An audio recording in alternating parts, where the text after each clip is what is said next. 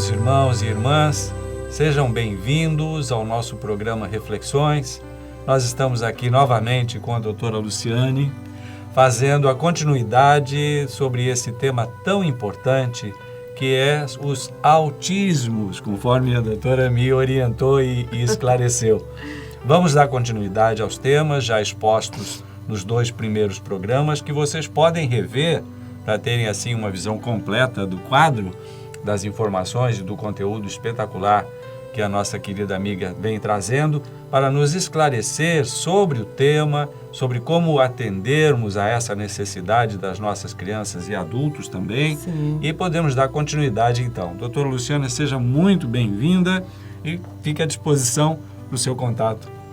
Obrigada, Paulo, muito obrigada. Obrigada a todos vocês por termos a oportunidade de estarmos aqui novamente falando sobre esse tema, né, que cada vez mais, né, implica com que a gente precisa estudar, identificar, reconhecer, para que a gente possa acolher sempre de uma maneira mais assertiva, né? A inclusão está aí, se a gente não se informa, a gente acaba em alguns momentos sendo um pouco mais capacitista, digamos assim, não é verdade? E faz sofrer as pessoas que a gente ama e que a gente se veio junto no nosso entendimento, é para cuidar. E quem Verdade. ama, né, cuida. Então, muito sempre. bem. Tá certo. Dando continuidade, então, nós tínhamos falado sobre a identificação. Não sei se chegamos a abordar todos os itens. Você fique à vontade, Luciane, para... Pois é, no nosso último encontro, né, nós falamos um pouquinho sobre os sinais de identificação do autismo, né? Autismos. E, assim, os sinais, né, a princípio, que nos chamam a atenção, é quando a gente, desde cedo, fica observando aquela criança, aquele bebê que não fixa o olhar muito tempo para você, para o sujeito, aquele bebê que existe uma movimentação na casa, barulhos, né, mais estrondosos, e você vê que ele não tem nenhum tipo de movimentação, né? Aquela criança que quando começa aquela fase que é natural de andar, de correr, e aí ela cai, ela se machuca, e ela não expressa nenhum tipo de sentimento, nenhum tipo de emoção, né? Normalmente você teria crianças que iriam começar a chorar, que iriam começar a reclamar, né? E você percebe que essa criança não faz isso. Outro sinal também que é muito significativo é o desenvolvimento de linguagem. Quando você tem aquela criança que demora para falar, que demora para se expressar, né? E principalmente quando ela acaba não se comunicando. É muito natural, né? Faz parte do processo da primeira infância, você ir começando a dar sinais para que essa criança se comunique, né? Nós, adultos. Então, você aponta para um copo d'água, você faz uma sinalização com a sua expressão facial, né? De felicidade, de tristeza, e você vai percebendo com o tempo que aquilo não se torna uma forma de você se comunicar com aquela criança. Ela não reage como a gente poderia entender numa condição natural, comum. Exatamente. Eu não me atrevo nem a falar em normal, porque essa coisa não, do normal... Normal é uma coisa complexa, porque, né, a gente acaba fazendo aquela dicotomia entre o normal e o anormal, e não é esse o caminho que nós queremos seguir, né? São esses sinais que mostram de alguma forma que aquele bebê, aquela criança não vem se desenvolvendo conforme o esperado para a sua faixa etária, né? Então esses são alguns sinais, principalmente atrelados à interação social, né? A maneira como eu comunico com você. Então você pode ter uma criança que não fale, mas ela vai lá, ela te puxa pela camisa, ela te pega pela mão quando ela quer alguma coisa.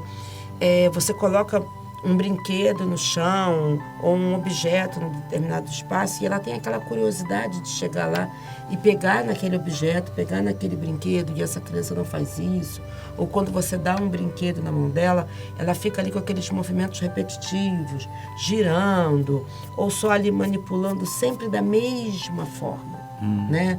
É natural que a gente incentive que essa criança tenha criatividade, que ela use da sua imaginação, e isso vai muito de acordo com aquilo que a gente estimula, né? Então, se você percebe que você está dando aquele objeto para a criança e ela está sempre manipulando, manuseando do mesmo jeito, é algo de você ficar como um sinal de alerta né, do porquê que aquela criança, mesmo depois que você vai lá, que você orienta, que você brinca com ela, ela não muda esses movimentos, né? Interessante esse ponto, mostra que, de repente, a estimulação precoce, que é um dos itens que a gente colocou aqui, você colocou no seu roteiro, pode nos ajudar a termos, assim, uma condição de acompanhamento dessa evolução e identificar pelos sinais se estamos com o desenvolvimento da criança no que seria esperado ou se a gente deve ter uma atenção maior. Posso entender assim? Sim, com certeza. Então, a estimulação precoce acaba sendo uma ferramenta de ajuda para a identificação de eventuais dificuldades que a criancinha possa ter. Como o próprio termo diz, é estimulação precoce, né? Por que precoce? Porque, de fato, até uma determinada faixa etária, você fica... não é uma dúvida, mas você fica observando onde que a criança está se desenvolvendo dentro da sua faixa etária e onde que ela começa a apresentar sinais de que existe alguma lacuna nesse desenvolvimento. Perfeito. Tá? Então, você não vai, de uma certa forma, aguardar ter a certeza de uma deficiência, ter a certeza de um transtorno para você começar a intervir. E essa é a dificuldade dos casais, eu vejo assim, colocando numa condição muito particular, uma opinião só, de aceitar que essa realidade atual necessita dessa atenção. Eu imagino que a maioria dos casais, me permitam, só uma forma de expressar, se acomoda naquela expectativa da condição usual. A criança tem essa característica, mas é porque é criança, ainda dentro de uma condição natural dela. E se recusa a aceitar até mesmo a avaliação desses sinais, porque não está treinada, não está atenta para essa avaliação e para a condição de estimulação que a gente vê ser necessário, né? Então, essa reação de não aceitar é que eu acho que é muito importante o programa e as suas explicações despertarem. Não é considerar que toda criança vai ter que ser submetida a isso, mas os casais terem mais um ponto de opa, vamos ver como é que está indo. Eu acho que o que acaba acontecendo muitas das vezes, Paulo, é que, e a gente estava até conversando um pouquinho sobre isso antes da gravação, né?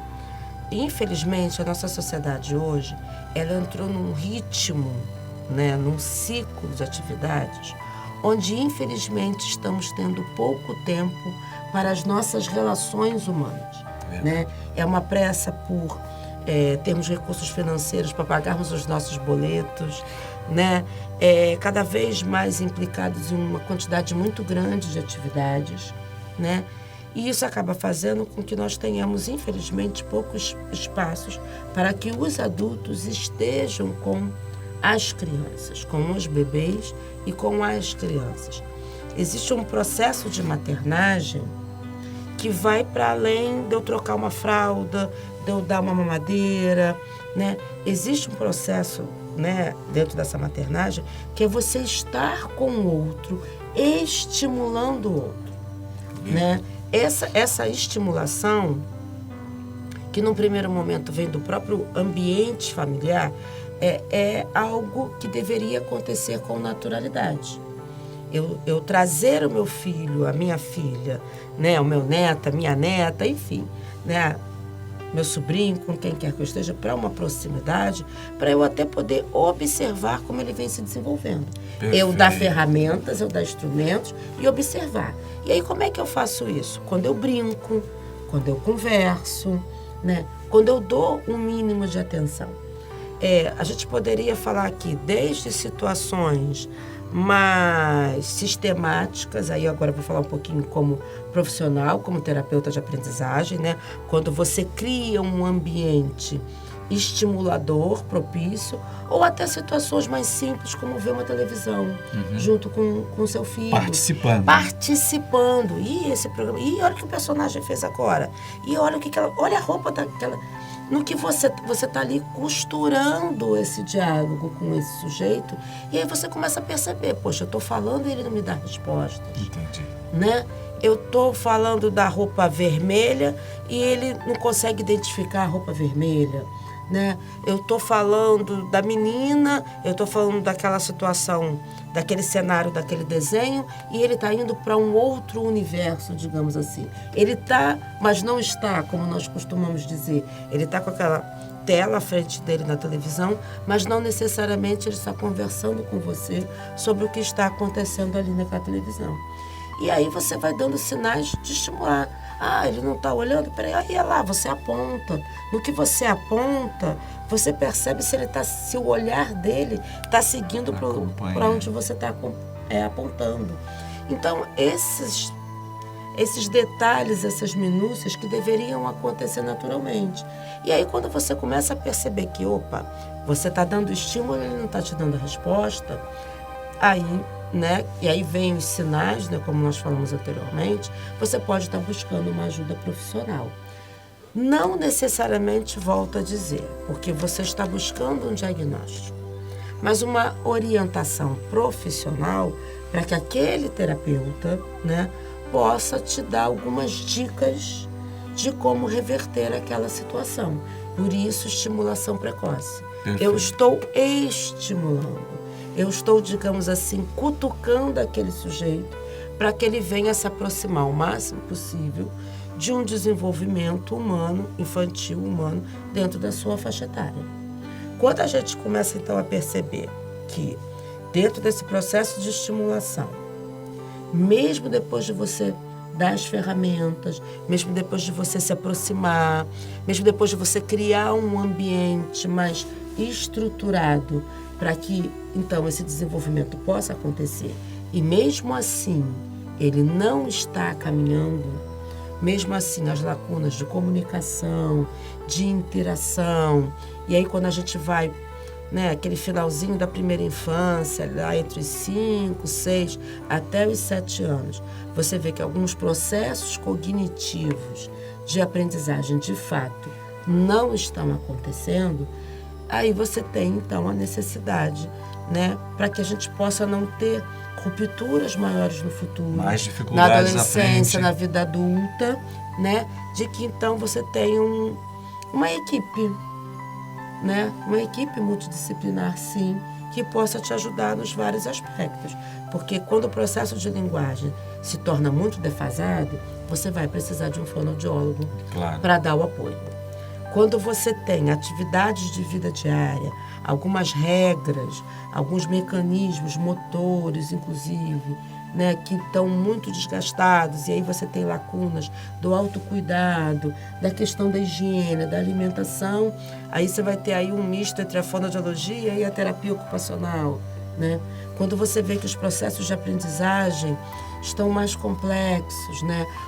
Uma idade que ele já poderia estar reconhecendo cores, já está reconhecendo o próprio nome, né? Não é uma escrita, mas está reconhecendo o próprio nome, a identificação dos seus pertences pessoais, conseguir fazer uma diferenciação entre letra e número, você vai precisar de um psicopedagogo, né? Quando você tem casos de motricidade, né? Às vezes você tem aquela criança que tem uma dificuldade maior de pegar um objeto, né? Aquela fase já de estar se alimentando sozinha, e você percebe que para pegar o talher é mais difícil. Aí a gente fica, né, entre o psicomotricista, um psicopedagogo também poderia ajudar, o próprio terapeuta ocupacional.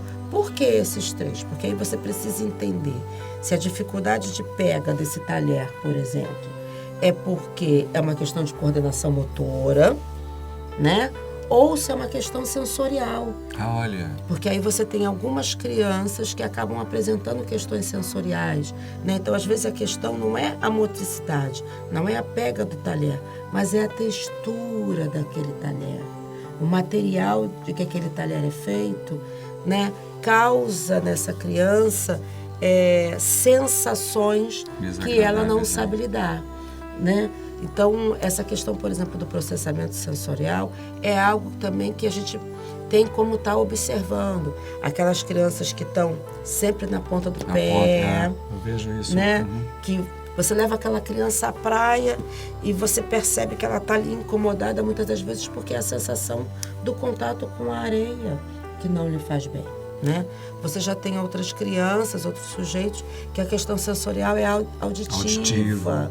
Alguns ruídos que ela não consegue assimilar, que ela não consegue lidar. E aí, sobre essa questão do processamento sensorial, por exemplo, é muito importante que a gente entenda que o nosso organismo, ele é envolvido com processos bioquímicos o tempo todo, né? Então, quando a gente, né, vamos nos usar como exemplo, quando nós, por exemplo, nos alimentamos de um sorvete, né, que tem aquela textura gelada, né, é a textura e mais aquela sensação, né, da gelada, a gente, né, faz aquilo mas depois você se refresca com aquela sensação. Para algumas crianças não é assim tão simples. Aquela sensação não necessariamente vai trazer uma sensação de prazer. Para algumas, a sensação é de incômodo, de desconforto. E quando ela é muito nova, ela às vezes não sabe dizer para o outro, né? Como é que ela diz? Algumas vezes com o seu comportamento, né? Chorando, às vezes mostrando algumas estereotipias, se jogando ao chão, fazendo, né, a famosa birra, como algumas pessoas gostam de dizer. Mas é porque ela não sabe dizer que aquela sensação é profundamente incômoda. É profundamente incômoda. Da mesma maneira que quando a sensação é muito boa, ela também pode apresentar alguns comportamentos, né? Porque aquilo é muito positivo, deixa ela muito feliz. Entendi. Né? E quando tem uma dificuldade maior, inclusive, de verbalizar essas sensações, é quando algumas questões comportamentais acabam acontecendo. Por isso também da necessidade da proximidade com esse sujeito. Para você poder identificar isso, saber em que momento é um prazer, é uma felicidade ou é um incômodo, para poder lidar com as situações, né, nas suas proporções. Perdão. Não, por favor. Era só para completar o pensamento. Não, é perfeito. E a minha posição é sempre tentando colocar do lado do leigo, né, aquela indicação de, poxa, esse ponto particularmente, né, como só uma questão de opinião, me parece crítico, porque a gente vê, no caso, sujeitos, como você diz, ou pequenas crianças, tendo seus surtos, e a condição de entender aquilo, se é incômodo ou se é até satisfação, como você mencionou, eu não fazia ideia disso. Quer dizer, por prazer a criatura ter um momento de desconforto tão grande. Mas quando é um surto, como olhar aquilo, como atender, como identificar o que está causando o incômodo e aí sim acolher de alguma forma para que aquilo passe, para que aquilo volte a uma condição de, vamos dizer, naturalidade, né? Que a criança não se perturbe tanto com aquilo. Quer dizer, estar atento é que essa possibilidade da birra não é birra, é uma realidade que aquela pessoa está passando e precisa de atendimento. É muito bacana a gente estar atento a isso. Pois eu acho que assim, uma das preocupações que nós precisamos ter é de não generalizar. Porque você vê que em vários momentos da minha fala eu fico algumas pessoas, umas crianças, uns sujeitos, porque assim, a gente tem os sinais para nos ajudar a identificar a condição do transtorno do espectro do autismo, mas entendendo que antes dele ser autista, ele é uma pessoa. Perfeito. Então, as manifestações podem ser as mais variadas, que a gente até já falou aqui em algum dos outros programas. Então, eu preciso estar atento para perceber como é que o Paulo, como é que a Luciane, né, lidam com as situações do cotidiano. A partir do momento que eu consigo fazer essa identificação, né, eu preciso entender em que momentos aquela situação, aquele alimento, aquele espaço, aquela mudança de rotina pode afetá-lo de tal forma que possa causar essa crise, tá? O melhor dos mundos é sempre poder trabalhar com aquilo que nós chamamos de previsibilidade, né? Se eu já sei que um referido alimento vai causar um incômodo tal, a ponto dele apresentar um quadro comportamental de desregulação, eu vou evitar aquele alimento. Ou eu vou entender, né, o que naquele alimento faz com que a desregulação aconteça. Porque às vezes você tem um alimento que aquela criança, aquele sujeito não lida bem da forma sólida, mas ele poderia consumir aquele mesmo alimento de uma forma pastosa, né? Então, em alguns momentos, essas experimentações, elas são necessárias para eu poder entender. Se eu já sei, por exemplo, que o meu filho, ele tem uma dificuldade com mudança de rotina, né? Ele está na escola e a escola vai fazer um passeio com a turma, então vai ser daquela rotina de estar no espaço escolar, de chegar, cumprimentar os amigos, quer dizer, vão chegar, vão num ônibus, vão andar meia hora, 40 minutos de ônibus para ir até o zoológico, digamos assim, vai mais zoológico, é bioparque, né? Enfim, vão até a Quinta da Boa Vista para ir até o zoológico, vão ver animais. O que eu vou fazer? Eu vou conversar com a professora para entender esse percurso, entender as atividades que eles vão fazer lá e vou montar já para ele o que a gente... Aí agora eu vou falar novamente como terapeuta. O que nós chamamos de história de vida. Eu vou apresentar para o meu filho todo esse cenário, esse possível cenário do que ele vai vivenciar nesse passeio escolar, para então fazer com que ele não se desregule. Perfeito. Entendeu? Antecipa... Ou se isso vier a acontecer de uma maneira mais branda, digamos assim, para que ele não perca a oportunidade de vivenciar aquela tarefa junto com os demais colegas da sua sala. Né? O que é? E aí, às vezes, eu escuto isso. Ah, Lu, mas aí eu prefiro que ele não vá. Mas aí evita que ele se desenvolva, impede o desenvolvimento. Exatamente. Até porque a vida ela é imprevisível. Claro, e constantemente desafiadora. Exatamente. Perfeito. Então eu posso ter cotidianamente uma rota para levar o meu filho para a escola e naquele dia o ônibus quebrar, o ônibus não aparecer, fazer um caminho diferente porque tem uma rua interditada. E aí como é que vai ser? E aí, pelo fato daquele ônibus ter feito um trajeto diferente ou ter quebrado, ele vai desregular. Então, assim, é sempre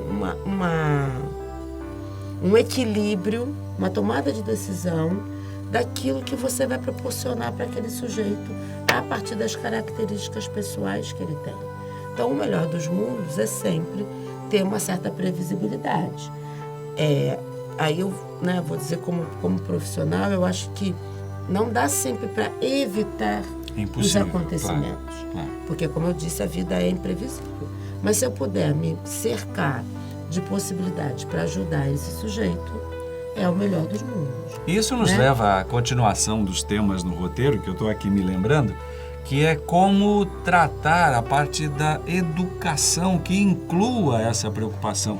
Porque quando a gente fala, eu novamente como leigo, em educação inclusiva, dá a impressão que é uma segmentação da responsabilidade para a escola.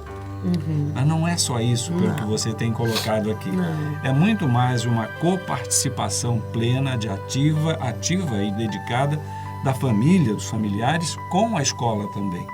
Para criar essa condição de preparo da pessoa para o enfrentamento da vida, porque a criatura vai crescendo. Exatamente. Não é? Vai chegando a um momento. Então, esse é um dos temas que certamente vamos desenvolver no próximo programa, porque o nosso tempo acaba sendo limitado, né? Em função da possibilidade de vocês escolherem e terem assim a definição do tempo aplicado confortável, né? Nos fixamos aí por isso. Mas continue, Luciana, por favor. Não, então, como, finalizando, não totalmente, mas assim, um pouco das nossas reflexões sobre a estimulação precoce, entendendo que é isso, é um cenário que nós criamos, que começa com a família, com esse processo de maternagem da família e que pode ser complementado pelos vários terapeutas de acordo com a necessidade que esse sujeito tem. independente, quando eu falo independente do diagnóstico, por favor, não me entendam mal. Eu não estou desvalorizando ele. O que eu estou querendo dizer é que esse processo de estimulação, o mais natural possível, deve acontecer com todas as crianças, com qualquer criança, a partir do seu nascimento, né?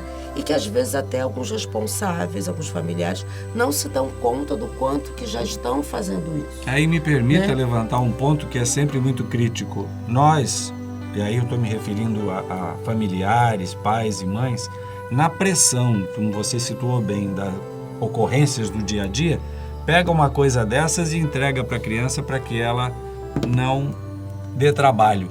E aí a estimulação é inversa ao que seria o adequado no seu desenvolvimento. Assim, de uma certa forma, a tela, né, o celular, vai estar fazendo algum tipo de estimulação, porque nós somos estimulados o tempo todo, né, a pensarmos, a agirmos, a nos alimentarmos, né, a lidarmos com as nossas necessidades pessoais de uma maneira geral. A tela vai fazer um estímulo? Vai. Mas... não acompanhado, não sensibilizado. É muito no mundo dele. Estou falando bobagem? Exatamente. Não está falando bobagem. Ainda mais se a tela, o celular, né, for utilizado realmente para preencher o tempo do sujeito. Que, infelizmente... se a gente ainda tiver uma utilização um pouco mais pedagógica... isso é perfeito. Né, porque aí a interação do adulto... E eu vou sempre bater nessa tecla porque é isso. Precisamos dessa interação com outros pares o tempo todo. Mesmo com ferramental moderno, tecnologia disponível, essa interação é essencial. Não adianta entregar na mão, bloquear lá os programas indevidos e deixar a criança se desenvolver sozinha. É um risco muito grande. Hoje existem diferentes formas de você fazer uso da tecnologia, né? Tem sujeitos que eu acompanho, por exemplo, que nós melhoramos a comunicação e o processo de linguagem, sim, por meio do WhatsApp, das mensagens do WhatsApp. Perfeito. Ninguém está dizendo que, então joga fora. Não vou usar, não. Mas não deixa ele lá sozinho, sem saber por onde que ele está navegando, o que ele está fazendo, com quem ele está se comunicando. Não só por uma questão de estimulação, de desenvolvimento, mas até por uma questão de segurança mesmo. Claro, né? Claro. São tantas as histórias que nós escutamos hoje. Reais. E aí, a partir desse processo de casa, nós podemos ter o apoio dos profissionais, como eu falei, e isso vai chegar em algum momento também na ambiência escolar. É o ponto. Nós temos hoje, cada vez mais cedo, né, sujeitos que começam a vivenciar a escola já na creche. E aí a estimulação também vai estar lá presente, tá? Então, eu acho que esse é um tema, que, inclusive, que ele tem muitos frutos a serem dados, né? Quando a gente consegue entender que relação é essa que eu estabeleço com o outro, que estimula a minha parte motora, que estimula a minha parte emocional, a cognição, as minhas relações sociais como um todo. Então, a estimulação, ela vem nesse processo para nos ajudar. E é um direito, tá, Paulo? Esse é um ponto crítico. É um direito. Dentro dos direitos humanos, dentro dos direitos que são legitimados dentro da legislação brasileira e da legislação internacional, estimulação precoce é um direito de qualquer ser humano para o seu desenvolvimento. Tá? E me parece como uma condição de aproveitar o desenvolvimento da condição de entendimento que é ser um ser humano na melhor capacitação possível, usando tecnologia, usando os recursos e dando com uma condição de tratamento igualitário para criaturas que têm seus níveis de crescimento variados, que é próprio do ser humano. Exatamente. Né? E aí nós vamos entrar certamente no próximo programa mais profundamente nesse aspecto de como a educação propriamente, ou a formatação dessa educação ser inclusiva, pode nos ajudar a termos uma continuidade de entendimento e de tratamento para os nossos amados. Luciana, infelizmente chegamos ao final dessa nossa meia horinha. Eu gostaria que você fizesse a sua despedida e o preparo para o próximo programa. Bom, eu só tenho a agradecer, como sempre, que acho que são sempre oportunidades de aprendermos mais, de trocarmos, tá? E que no próximo encontro a gente possa, então, enveredar um pouquinho mais sobre essa questão dos direitos, da educação inclusiva e da vida adulta, né? Que hoje também é uma parte, né, dessa história que muito tem surgido como fonte de diálogo, como pensamento, enfim. É uma preocupação sadia e altamente igualitária, democrática e humana, cristã, né? Num contexto perfeito. Então agradecemos a audiência de vocês e já convidamos para a nossa próxima edição desse programa Reflexões com a doutora Luciane Frazão sobre autismos. Então, queridos, paz e bem, paz e luz, paz, muita paz.